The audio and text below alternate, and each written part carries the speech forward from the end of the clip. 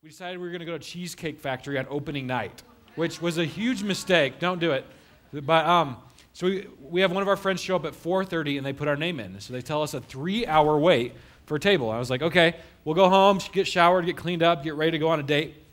So we show up at Cheesecake Factory 3 hours later, like 7:30. They're like, oh, 5 minutes, and you'll have your table. And so I'm like, perfect. We had not eaten all day. She's like, all right, these portions at Cheesecake Factory are huge. You know, I'll just wait, and I'll eat then, and everything will be good. Technical difficulties. So we waited like an hour, okay? Hour and 10 minutes, and we just then got seated. And then we had another 40 minutes after we placed our order for the food. And I was so angry. I wanted to take the waiter and the hostess and just wring their necks out. Then, okay, I'm keeping track of all this on my iPhone.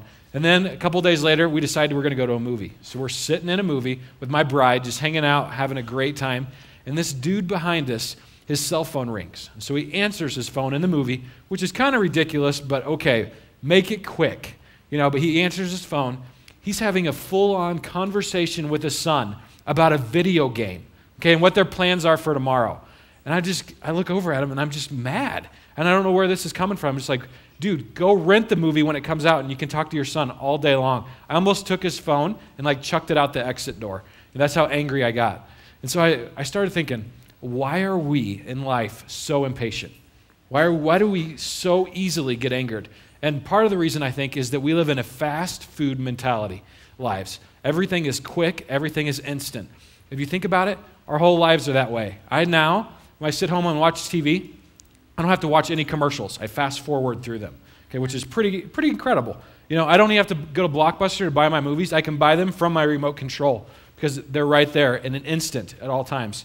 The other day, I'm sitting at my desk, just chilling, and I'm like, man, I'm getting hungry. And I know there's a McDonald's, right, like 4 blocks this way. And so I leave my desk, hop in my car, go to McDonald's, go through the drive-thru, eat my food. I had eaten everything and was back at my desk in less than 12 minutes. Okay, 12 minutes from departure to McDonald's and back.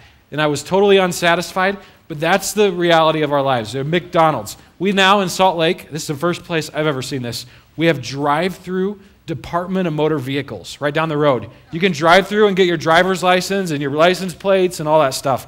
I don't know how it works, but man, I'm going to do that next time I got to go. We have drive-through banks. You don't have to go in and talk to the teller. You just go in, get your stuff, and get out of there.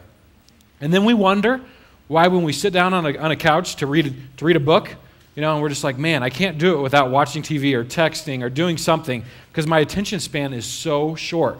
Or someone wants to talk to us, you know, they're like, hey, I want to meet you at a coffee shop and talk about what's going on in my life. And if the conversation goes longer than 45 minutes, we're like looking at our watch and thinking of what's for dinner and what we're going to be doing next and all the things on our list because our attention spans are so stinking short. And so why do we get angry? I think many of us have lots and lots and lots of good excuses. Stuff like, I'm too busy. I'm just that way. I'm overwhelmed. You know what? I am so stressed. That's why I get like that. Or I just don't have any patience. I wasn't born that way. Or this is a big one. I'm entitled. You know what? I make good money. I'm going to pay for this service. Therefore, they should take care of me and they should have it done on time and done well. Well, the real issue, why we get angry, why you get angry, why I get angry, has nothing to do with any of those things. It's not a matter of personality. It's not a matter of circumstance. Okay? The real reason that we get angry is that we do not feel important. Okay, we don't feel like that they care about us. And in turn, that makes us angry. Cheesecake Factory, for example. I don't think that the manager or the hostess could care less about us, about Clarissa being pregnant. He doesn't care because he's in the back making his little cheesecake, making tons of money. He could care less that we're hungry or that we had waited all day, to eat this meal. Or I'm at the movie theater.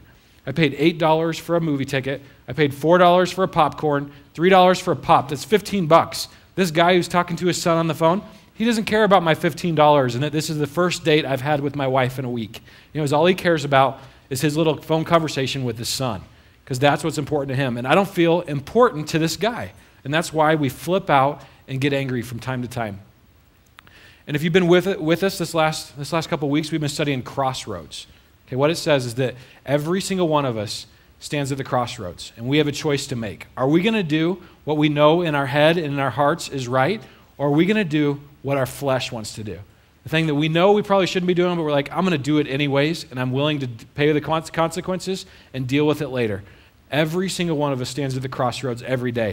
And you see the issues up here: money, sex, anger, pride, addiction. And we have a choice to make. Am I going to do what I know is right, or am I going to do what I want to do? And I started thinking about anger. And I thought, you know what? There are typically 3 reactions we have as it pertains to anger. Here's the first one. First one is that we flip out and we go Bobby Knight on people. Okay? Bobby Knight is the basketball coach for IU. He's the guy that would take the chair and chuck it across the stadium floor and all kinds of crazy stuff, would get in the ref's face and just go nuts on people. And sometimes we do that when we get angry. We just go nuts. You know, and people just say, all right, steer clear, give him his time, give him his space, and he'll get over it. That's the first reaction. The second reaction that we do is we pretend that everything is okay. We put a smile on our face, we say all the right words on the outside, but inside our heads, we are screaming every profanity we've ever learned in our lifetime. Okay, and we're just like, are you kidding me? But outside, we're just like, oh, everything is perfect. And we just can't wait to get home and reach into our closet and pull out that stuffed animal that nobody knows about and rip his head off and pull the feathers out, because finally we can get some relief for our anger. And the third way that we react as it pertains to anger is a God-honoring way, where anger comes on us and we take a deep breath and we let it out and we say, man, this thing is not worth getting angry about. You know, and we move on to the next thing and we go about our lives not holding this anger and this bitterness that wells up inside of us. Those are the 3 reactions.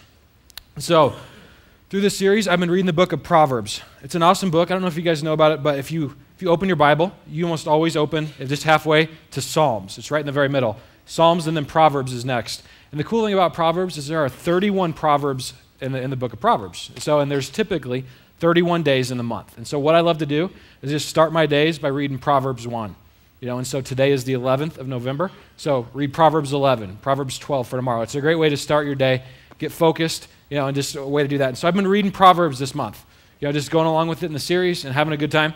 But Proverbs 29:11, I came to that this week, and I think it has profound implications for anger. Here's what he says, Proverbs 29:11. A fool gives full vent to his anger, but a wise man keeps himself under control. Okay? So what he's saying here is that if you want to be a fool, go Bobby Knight on people, go postal. Don't keep control of yourself. Go nuts and kick things and go on rampages.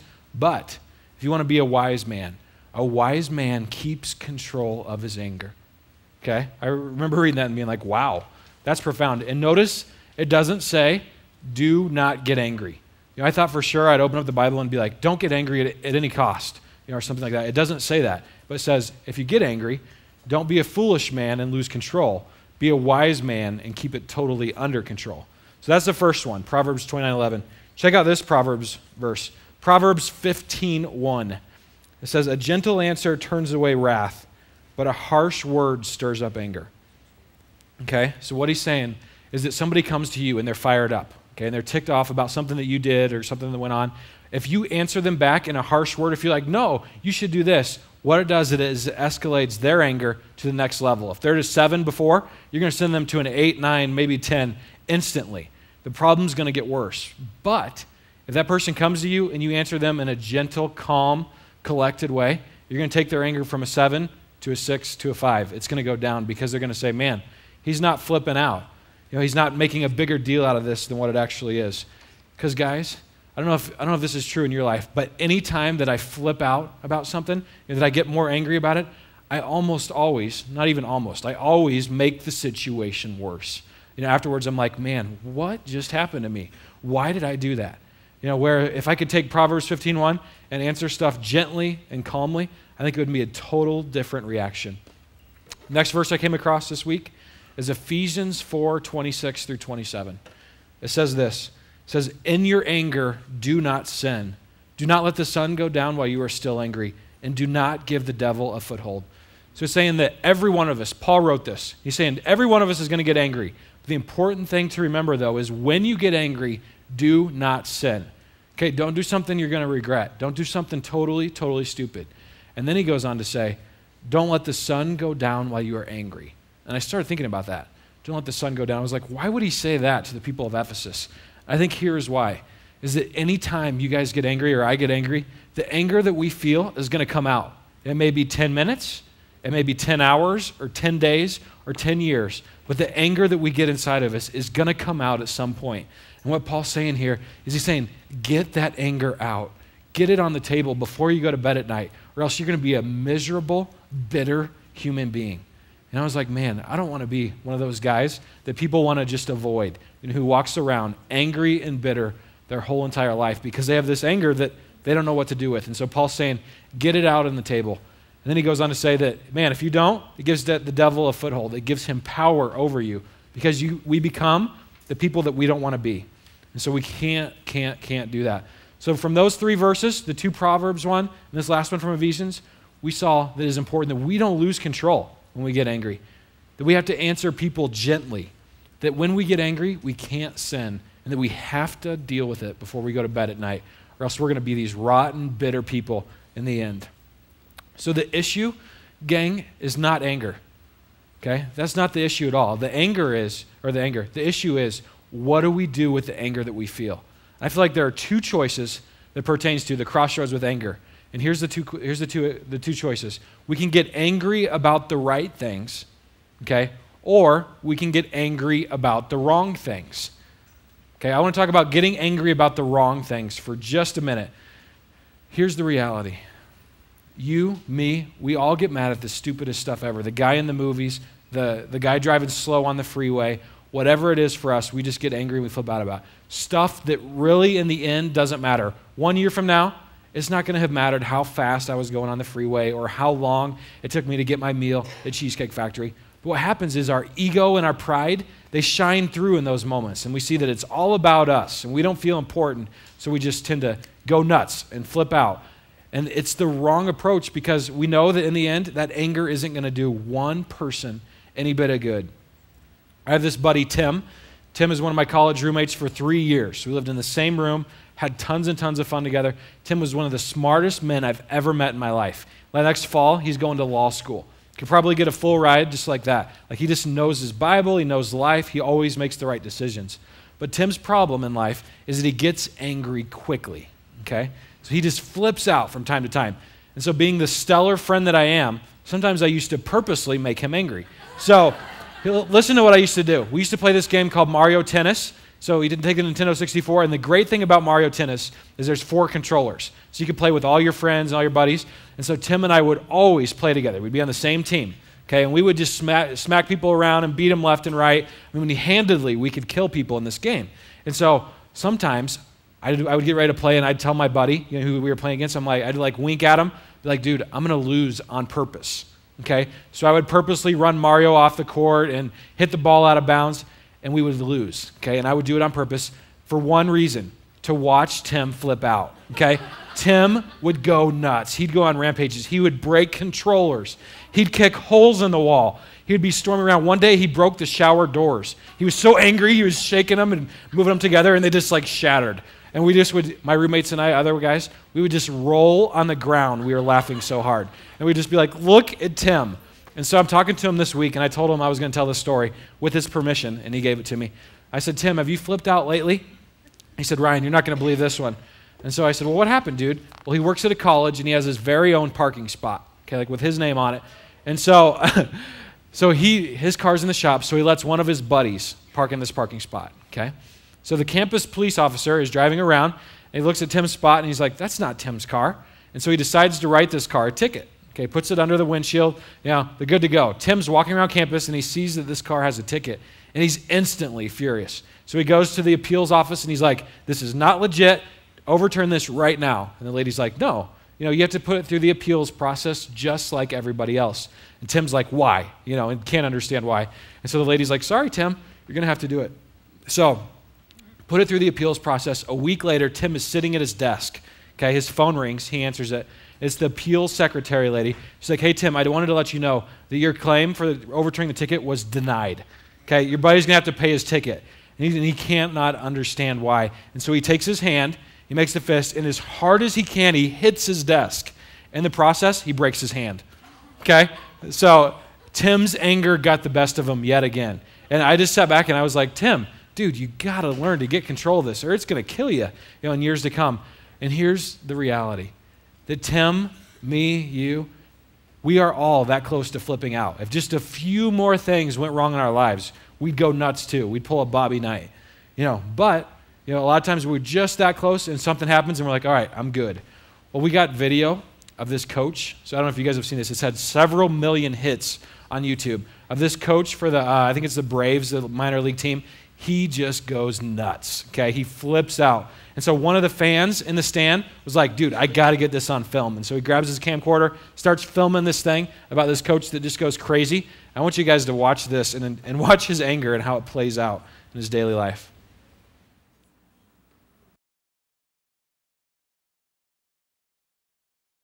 It's hilarious, isn't it? You can see that guy's anger got the best of him, and it can be an embarrassment to our friends, to our family, to our coworkers. And I think he looks back now, he's probably like, man, what in the world happened? And imagine, guys, if he would have taken those verses from Proverbs, if he would have ingrained them in his head and on his heart, and he would have said, all right, a fool loses control of his anger. Or man, I have to answer this umpire back gently. And I think he would have had a totally 100% different response. But in the heat of the moment, we act up and we feel this and we just let loose. And I so badly don't want to be one of those people that, everybody distances themselves from, and they know that this person has a wealth of anger built up inside of them. And on that note, guys, I want to offer a disclaimer here. If you're here today and you have anger inside of you because you've been raped or abused or backstabbed, or any of those things that are out there, I just want you to know I am so sorry that you have to deal with that. And that you have a God, we have a God that wants to rush in, and he wants to bring healing and restoration to your body and to your soul and to your mind like no one else can. And he wants you to know that he loves you and he believes in you more than anyone else on the planet. And here's the part that's not fair, is that other people have caused us this pain, and we're the ones that get to deal with it. We're the ones that have to work it through. And guys, we have to be people who work it through. It has to be dealt with. Grab a friend, go to a counselor, grab a pastor, grab a running partner, whatever it is, and start to deal with that pain. Because if not, we're going to be angry, bitter, frustrated people in the end. And also, sometimes we think that, man, I got to make this situation right. God says in Scripture time and time again that he is the avenger. Okay, he will be the one that makes things right in the end. There's no getting even on our part. God promises that he'll do that. Our job is to deal with it and overcome it and allow it to make us stronger. One of my life verses is Romans 8:28. It's not on the screen, but it just says, man, God brings good for those who love him out of bad situations. And God will bring good out of the situation for you. And we just want you to know that, man, we give you complete freedom to be yourself, take your time, heal at your own pace. And we are just so glad that you're here. And I'm sorry if you guys have that inside of you. I know what it's like. I've had crazy stuff happen. And man, you got to begin to deal with it early. It will eat us alive, literally. And so when we're talking about anger, anger can give us a bad rep. It can create distance between us and other people like nothing else. We got to learn to manage, the anger that we feel. Manage is such a bad word. We got to learn to get the anger out, not even manage it, and not deal with it, on a constant basis, but get it out and get it in the open so that it's gone. And we can be the whole and the healed people that God has designed us to be. So we talked about getting angry about the wrong things, and it's very, very easy to do. I want to take a minute and talk about getting angry about the right things, the things that are okay to get angry about. I want to make it clear, I don't want any one of us in this church or my future baby, my wife's pregnant, so we're way excited about that, but I don't want our future child, to be a spineless, wussy individual. I want us to be people who take life by the horns. We're energized and pumped up and ready to do something with our lives. And so by getting angry about the right things, I don't want us just to be like, oh, I'm not going to ever get angry about anything. We just need to figure out what's worth getting angry about, and then what are we going to do in order to change it. And if you look at Scripture, if you look at Jesus got angry from time to time. I always thought that there was no way. God would not get angry. He's not like that, is he? We find in Mark 3 an instance when Jesus gets angry firsthand, and it tells us that. Listen to this, Mark 3, 1-5. So Jesus, another time, he went into the synagogue, and a man with a shriveled hand was there. So synagogue is like church of the day. Jesus goes into the church, sees this man with a shriveled hand.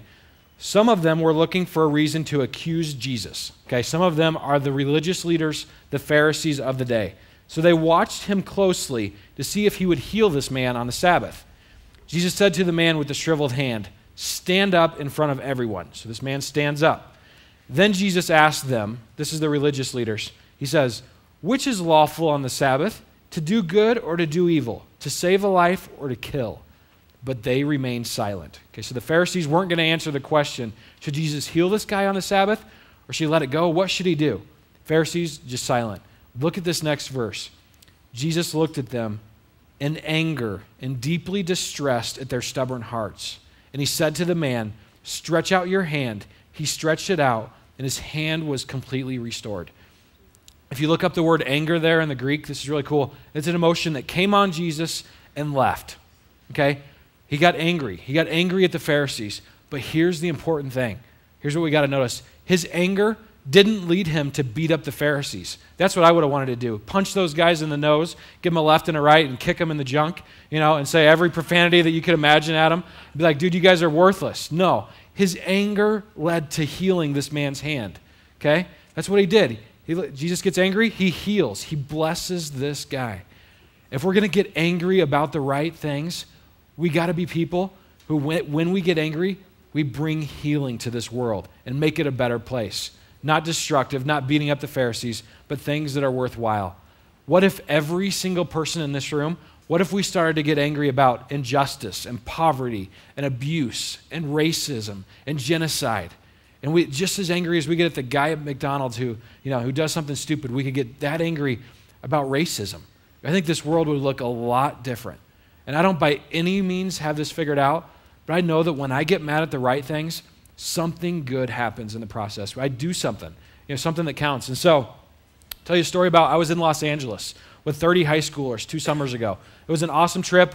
We were downtown Los Angeles serving the homeless people, doing amazing stuff. And this is really cool. We took our students, on a city search. And so what we did was we divided them up into 4 or 5 people per team, and you had to go off and figure out all the different things you could about the city. And so my group, we had to figure out how much a 1-bedroom apartment cost. So there's my team. So 1-bedroom apartment in downtown Los Angeles, $1,800. $1,800, and it wasn't even nice. And I'm just sitting there, I'm like, holy smokes. And so we're walking around, and so we show up at the Disney Philharmonic. Okay, that's the building. You'll see it right here. You probably have seen it in commercials. It's in movies, stuff like that. Really cool building. And so we're talking to the people inside, and we're like, how much does this building cost to build? And they're like, $250 million. And it doesn't even hold that many people. And I was sitting there, I was like, $250 million? And the reason why it made me so puzzled and angry was that 2 streets over is Skid Row. Okay, 2 streets, literally. 2 blocks, 2 streets over, Skid Row. Skid Row is the poorest, the dirtiest place in the United States of America I've ever seen, hands down. It gets so bad, and within an hour, they'll have shootings, drive-bys, homelessness, prostitution, little kids being raised on the streets with no medicine, no vaccination, nothing. What they do is a couple times a year, the police officers come, they blow a whistle. Okay, get this big bulldozer, and they blow the whistle, and the people know that they scatter. Okay, they take this bulldozer, they clean up all the trash, and they dump it all in this big dumpster, and then they take it away, and they throw the cardboard boxes that people live in, drug needles, drug paraphernalia. It's insane. Some cops won't even drive their cars down this road. And it's 2 blocks from the Disney Philharmonic, which costs $250 million. And I was like, imagine if they would have taken just half of those funds, and contributed to Skid Row. We made it something, something significant could really happen. And so we're walking along in the streets of Los Angeles, and one of our things is to go check out the courthouse. And so we're on our way up to the courthouse, and I see this marble bench. I'm just like, that's interesting. And on this marble bench is a man sleeping. There's the marble bench right there. There's a man sleeping. I get this nudge in my heart, and I feel like we're supposed to go over and talk to this guy. So with my team, we walk over, and we introduce ourselves. And this man's name is Raymond. We got to meet him, got to talk to him. Raymond was an awesome dude. I said, Raymond, what are you doing out here on the streets right in front of the courthouse? And he says, Ryan, he goes, I've been on the streets since 1983, okay? He's been on the streets for a long, long time, and he's like, I don't have any hope. I can't afford rent, which at $1,800, I can totally understand, and he's like, I have no hope. There's nothing for me to do. And so I said, man, that's awful. He said, all I have is my little shopping cart. And he had a shopping cart full of blankets and food and whatever else he had in there. And I said, man, that's crazy, Raymond. He says, you want to know the craziest part? He said, the police officers don't even allow him to have a shopping cart. They write him a ticket every time they see him, and just rings up this huge bill for having a shopping cart in downtown Los Angeles. And so he has all these tickets, and he says every time the police officers would write him a ticket for his shopping cart, he'd ask him, he'd be like, hey, please, take me to jail. Take me to jail right now. I want to get a warm bed, a hot shower, some meals. And the police officers would just laugh at him. They'd be like, whatever, Raymond, just go on about your day, pay your little ticket for the shopping cart. And so Raymond got frustrated, okay? Here's what he did. He goes to the local check and go, and he takes his shopping cart and he rams it through the check and go window, the big glass window. And the police come, and Raymond's waiting out front, and he has a smile on his face, and he's like, arrest me. Take me to jail. I'm going to get my 3 meals a day, and everything's going to be good. And so he's in jail a couple of months, and he's watching cable television, okay, and he sees the mayor of Los Angeles come on. And the mayor says this. He says to the people of LA, he says, I have $1.3 billion, not million, $billion I want to use to relocate the homeless people from downtown Los Angeles outside the city. I want to get them rehabilitated, get them affordable housing, get them schooling, get them jobs. $1.3 billion. Raymond is in jail, and he just gets excited. He's like, man, there is hope for me. Maybe I can get in on this grant, this fund, whatever it is, so that I can get, started a new life and that kind of thing. So he gets out of jail. First place he goes, the courthouse. And he goes, he's like, I heard the mayor on TV. I want to sign up. I want to do this program that he talks about. They give him the runaround. They won't let him in. Okay, they won't get him into this program. They won't get him affordable housing or rehabilitation. So Raymond is angry. So he decides that he's going to sleep out on the courthouse until they do something about it. Okay, he's going to sleep on the marble bench and say, they have to see me. They have to do something. When we met him, he had been there 5 months. Okay, on the courthouse, sleeping on this marble bench, just waiting for someone in this world to notice him and to get him signed up for this effort to relocate the homeless and everything. And I heard that, and I just got angry. I was just like, are you kidding me? We got to get this guy out of here. We got to get him relocated, get him a job, give him hope. And so I sit down with my team, and I'm like, all right, guys, what do you want to do? I'm like, I don't know. I was like, I got an idea. Let's go talk to the mayor. And they're like, yeah, let's do it. And I'm like, okay. One of those are like, I guess we'll go try. So we go to the courthouse, and then they're like, what are you here for? The security guys at the front. I was like, we're here to talk to the mayor. I must have said it stern enough because the guy's like, okay. And I'm just like, okay. They're like, 3rd floor. So we go up to the 3rd floor. They let us into his little wing area, and we're talking to his secretary. I'm like, we're here to see the mayor. She's like, that's going to be a problem. He's in Sacramento today. And I'm like, oh, dude, what are we going to do? And so I had heard somewhere along the lines that, like, if you're a mayor or president, you have your little people, that all go around with you and do stuff. I was like, can you just send one of his people to talk to us? She's like, you mean one of his representatives? I'm like, perfect. I was like, but get the best one. And so, and so she sends his top representative down to talk to us. Okay, we tell him all about Raymond. Tell him about the situation, that he's living on the streets. He takes down Raymond's information, his name, where to get a hold of him, and all that kind of stuff. And he says he's going to personally hand-deliver this information to the mayor. And I was walking down the court steps house. I was walking down with our team, and I was just like, holy smokes. Our anger that we felt did some good in this world. Imagine what would happen, guys, is what I told our team, if every one of us got angry about the right things. I think this world would look a whole lot different. So what we did is we went to Walgreens, got Raymond a huge care package with toothbrush, toothpaste, fingernail clippers, all that stuff. And we went back to him, and we're like, hey, Raymond, we talked to the state representative, or to the mayor's representative, and he said he's going to do something about it. And Raymond's face was priceless. He was shocked, and he was happy, and he was surprised.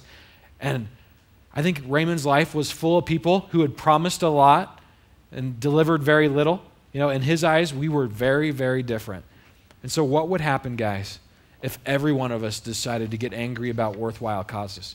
Because we stand at the crossroads every single day of our lives, and we have a decision to make. Am I going to get mad about the wrong things, and flip out? Or am I going to get mad about the right things and do something good and something significant that can contribute to society? And so one of the questions that comes up is, what do I do when I find myself going down the path of getting mad about the wrong things? Because every one of us, whether it's on the freeway or at a restaurant or at a movie, we have those times when we're just like instantly, we want to flip out. So here's a couple of things that I found from Scripture, and I've been reading this book this week, make anger your ally. So it's pretty good, but some helpful hints in there. And I asked some people, that I totally respect. I'm like, what do you do when you get angry? And here's what they said. One of the first things you can do is invite Jesus in. And some of these may work for you, some of them may not. Invite Jesus into your anger and say, Lord, you're going to have to take this anger out of me because I don't want to feel it anymore. Another thing you can do is when you're in a meeting and you start to get upset, call a coffee break. Okay, be like, all right, 10 minutes. Go grab a Coke, grab a coffee, go for a walk outside. Just catch your breath and be like, all right, what is the real issue going on? If you can let it roll off your back, somebody screws up or makes a mistake or something like that, you can just be like, all right, I'm going to let it roll off my back right now, and then it's gone. You breathe. One of my friends says he breathes it in, and then he breathes it out, just like that. I go see movies sometimes when I get really upset. It's a great way to check out for me and just go and see some movie, and it could be comedy, could be gangs, shoot them up, kill them kind of movie, whatever, but it's just a great escape for a little bit just to think, all right, I'm going to get away, and then I'm going to come back to reality in just a minute. Do not email when you are angry, okay? That's like the worst plan in the world. You type this up and you just send, and then you're like, oh gosh, did I really just do that? So if you do that, just grab the person face to face. One of the values here at K2 is that we will speak the truth in love. Notice that we don't say we will write or type the truth in love. We say speak it in words. So do that face to face. Do not destroy stuff or destroy people stuff. Maybe that works for you sometimes. I think it just adds to it, is my opinion, but I don't know what your thoughts are on that. But do not destroy people, okay? When you have a chance to smash them because they did something stupid, don't do it. Because what happens is, I've been smashed before, and then you never want to contribute again. And if you're the smasher, man, find something else. Don't smash. And if you've been smashed, you got to learn to get over it and forgive that person. Some of us, it may work to think through our anger. All right, what is the real issue going on here? Is it that I'm feeling unimportant? Is that why I'm getting angry? Another thing that works for me is I go to my happy place, which is espn.com, okay? And I read how terrible the Ohio State Buckeyes are right now, or the Indianapolis Colts. Those are my two teams. But it's a great escape for me, just in the middle of a stressful thing, just be like, all right, 5 minutes on ESPN, then I'll go back to work. Another thing you can do is just bless the socks off of someone you're angry at. Go and buy them shoes, buy them a candy bar, take them out to lunch. Just do something that would be really cool for them. And it's really hard then to be angry about it. And start praying for that person. If you're praying for them, it's almost impossible to stay angry. And then the last one, guys, is that when we get angry with people, we got to be people who forgive, okay, who we forgive left and right. Because what will happen is that forgiveness oftentimes is more for us than it is for the other person. Because that person will dominate our thoughts, our emotions, our spirit, our dreams at night.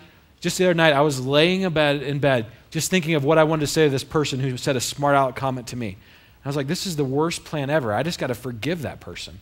And it's the harder thing to do, but it's the right thing to do. It's just to forgive with a full and generous heart. And so, anger awakens a beast inside of us, a beast that can be reckoned with. The choice that we have to make is, are we going to use this anger that we feel to make this world a better place or a worse place? So my question for you today and for myself is, what makes you angry? What do you see on the news, on TV, on the streets, in your neighborhoods, when you're driving your car? What do you see that makes you angry? What do you see when you're like, man, this has to stop now? Could be injustice, could be genocide, could be anything.